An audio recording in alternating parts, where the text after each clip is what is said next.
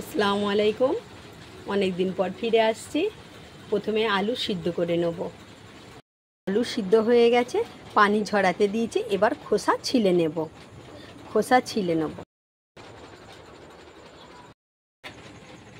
আদা রসুন তেলে ভেজে নেব। শুকনো লঙ্কাটা মিক্সিতে গুঁড়ো করে নেব। এগুলো সব করে নিচ্ছি। পোস্তের গুঁড়ো করে নিয়েছি। ভর্তাটা মেখে নিয়েছি সুন্দর করে, দেখুন। এবার দিয়ে দেবো এর মধ্যে আদা রসুনটা তেলে ভেজে রেডি করে রেখেছি, দিয়ে দেব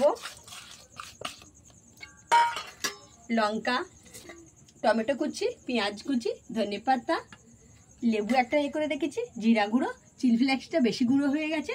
তার মধ্যে এবার সানরাইসের লঙ্কা গুঁড়ো, সানরাইসের চাট মশলা, সানরাইসের গরম মশলা।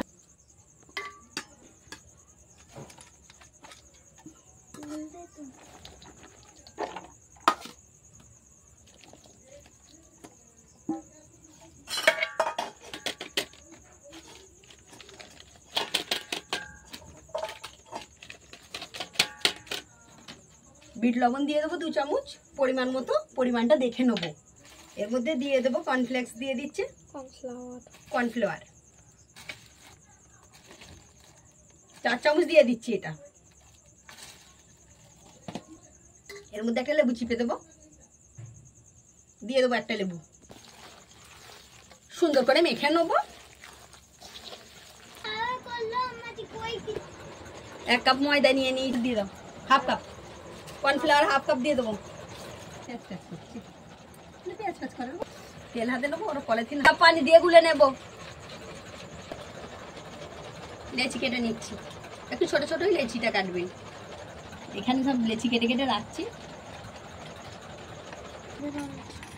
দেখুন আমার বাচ্চা মেয়েটা গুলছে। কর্নফ্লাওয়ারের গোলনাটাই লবণ দিলাম,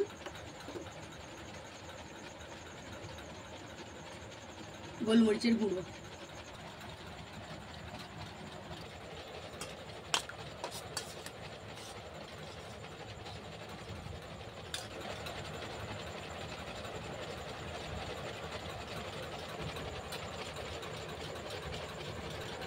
এভাবে করে নেবো সব।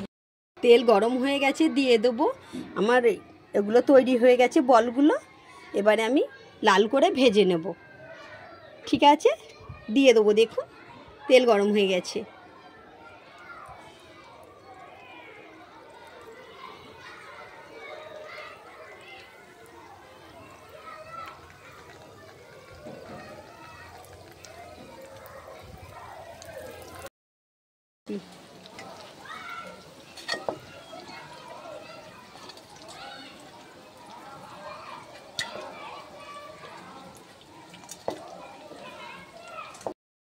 দেখুন এটা কমপ্লিট হয়ে গেছে। এত সুন্দর হয়েছে, খুবই সুন্দর হয়েছে।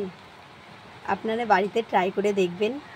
এবার আমার ভিডিও যদি ভালো লাগে লাইক, শেয়ার, সাবস্ক্রাইব করবেন, বেশি বেশি কমেন্ট করবেন। আমি আপনাদের ওপর খুব খুশি হব আপনারা যদি বেশি বেশি কমেন্ট করেন। এবার আসি কেমন? আল্লাহ হাফেজ।